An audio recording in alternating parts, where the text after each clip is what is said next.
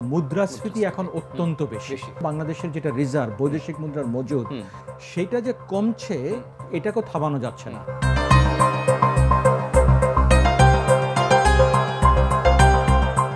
Bangladesh IMF এর কাছ থেকে 470 কোটি ডলারের একটা ঋণ নিয়েছে।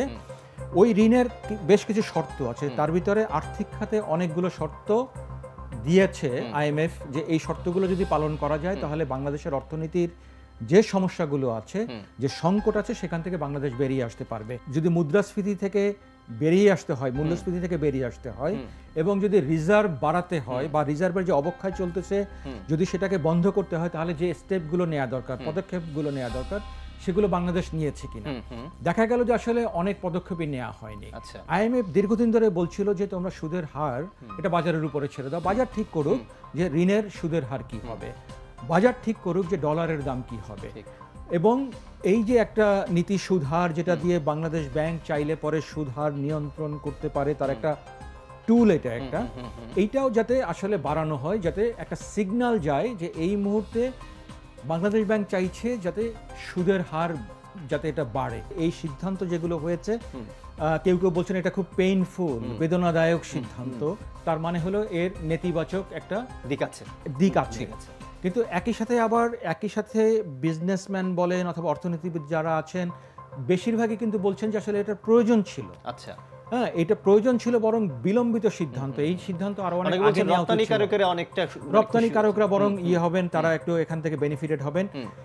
ব্যবসার ক্ষেত্রে যারা আমদানি করছেন, আমদানির ক্ষেত্রে সবচেয়ে বেশি আসলে ইম্প্যাক্ট হবে এই কারণে যে ডলারের দাম বেড়ে গেছে, এবং বাংলাদেশ যেহেতু প্রচুর পণ্য আমদানি করে, সো ডলারের দাম বেড়ে গেলে তার উপরে একটা প্রভাব থাকে। কিন্তু এখানে একটা ইন্টারেস্টিং ব্যাপার আছে, সেটা হলো যে বাংলাদেশে যারা বেসরকারি আমদানিকারক তারা কিন্তু দীর্ঘদিন ধরেই আসলে 117, 18, 19, 20 টাকায় কিন্তু তারা ডলার কিনতেন।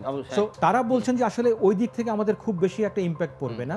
সুদের হারের ক্ষেত্রে তারা এটা বলছেন যে সুদের হার আমরা তো অলরেডি অনেক বেশি দিচ্ছি, সো ওইখানেও আসলে খুব বেশি ইম্প্যাক্ট পড়বে এটা কিন্তু আসলে ব্যবসায়ীরাও মনে করেন না, অর্থনীতিবিদরাও মনে করেন না। তবে ইম্প্যাক্ট একটা পড়ার কিন্তু আছে, সেটা হলো যে বাংলাদেশের জ্বালানি যে আমদানি হয় বা যে সার আমদানি হয়, সেক্ষেত্রে এগুলো আমদানি করে সরকার, এবং সরকার কিন্তু বাংলাদেশ ব্যাংকের কাছ থেকে 110 টাকা দরেই কিন্তু ডলারটা কিনতো। সো বাংলাদেশ সরকারকে কিন্তু এখন 117 টাকায় কিনতে হবে, সরকারের ব্যয়টা বেড়ে যাবে। তো মানে এইগুলো আমদানি করতে সরকারের ব্যয়টা বেড়ে যাবে। আর যদি জ্বালানি আমদানি করতে ব্যয় বেড়ে যায় তাহলে জ্বালানির দাম কিন্তু বেড়ে যাওয়ার একটা সম্ভাবনা আছে। আবার জ্বালানির দাম যদি বেড়ে যায় তার কিন্তু আবার তার ব্যবসার উপরে তার একটা প্রভাব কিন্তু আসলে এখানে পড়বে, কোনো সন্দেহ নাই। সেখানে ব্যবসায়ীরা যেটা বলছেন বা অর্থনীতিবিদরা যারা বলছেন সেটা হলো যে ব্যবসা করার যে অন্যান্য খরচ আছে, আমরা জানি যে হরেক রকমের মানে আসলে ব্যাপার থাকে আর কি। ব্যবসা করতে গেলে চাঁদা দিতে হয়, দুর্নীতি আছে, বিভিন্ন জায়গায় সেবা মাশুল আছে।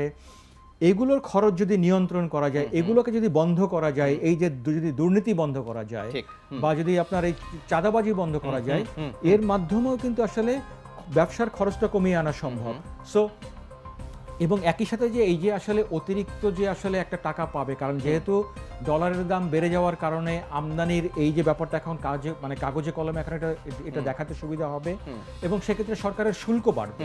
সেই শুল্কের টাকাটা আসলে যদি ডিস্ট্রিবিউট করে দেওয়া যায়, যে অন্য জায়গায় রিলিফটা দেওয়া যায়, তাহলে হয়তো আমদানির যে একটা অতিরিক্ত খরচ সেখানে হয়তো কিছুটা রিলিফ পাওয়া যেতে পারে, ব্যবসার খরচেও একটা রিলিফ হয়তো এখানে হতে পারে।